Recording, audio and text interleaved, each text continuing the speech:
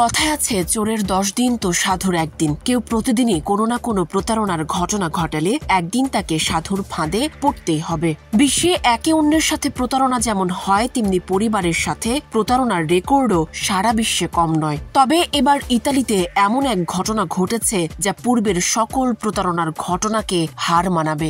জীবন অবাক না করলে কে করবে? 28% মিল্ক ফ্যাটের অবাক করার সাথে ফ্রেশ মিল্ক পাউডার। জীবন অবাক করুক প্রতিদিন। ইতালির মান্তুয়া শহর, এই শহরেই ঘটেছে সেই অবিশ্বাস্য প্রতারণার ঘটনা যা উদ্ঘাটন করেছে স্থানীয় পুলিশ। পরিচয়পত্র নবায়ন করতে মান্তুয়ার স্থানীয় পৌরসভা অফিসে আসেন এক বয়স্ক নারী। এই বয়স্ক নারীকে দেখে পৌরসভা কর্মকর্তাদের সন্দেহ তৈরি হয়। সন্দেহের কারণ ওই নারীর ঘাড়, হাত ও চিবুকে গাঢ় কালো লোম। স্পষ্টভাবেই চোখে পড়ে এসব। সন্দেহের সূত্র ধরে বেরিয়ে আসে চাঞ্চল্যকর তথ্য।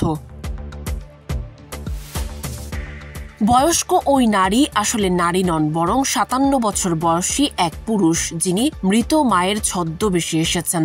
স্থানীয় পুলিশ জানায় পুরুষটি হলেন গ্রাৎসিয়েলা দালোলিও নামের এক নারীর ছেলে, যিনি 2022 সালে 82 বছর বয়সে মারা যান। মৃত্যু জানানোর বদলে ছেলে মায়ের পরিচয় ব্যবহার করে পেনশন তুলতে থাকেন। তবে মায়ের পরিচয়পত্রের মেয়াদ শেষ হলেই বাঁধে বিপত্তি। ওই ছেলে তার মায়ের মতো মেকআপ, চুল ও মায়ের পোশাক পরে নতুন করে পরিচয়পত্র করতে আসেন। কিন্তু কর্মকর্তাদের সন্দেহে তাকে পুনরায় ডাকা হলে পার্কিং লটে সিসিটিভিতে ধরা পড়ে তার ছদ্মবেশ।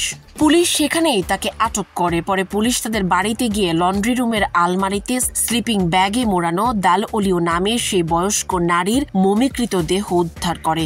অভিযোগ রয়েছে পচন রোধে তিনি সিরিঞ্জ দিয়ে মৃতদেহের তরল বের করতেন।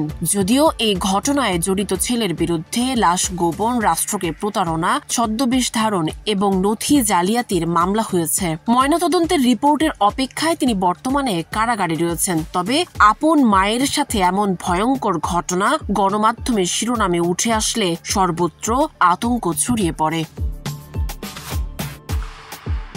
সানজিদা আফরিন, সোনিয়া, নাগরিক, প্রতিদিন।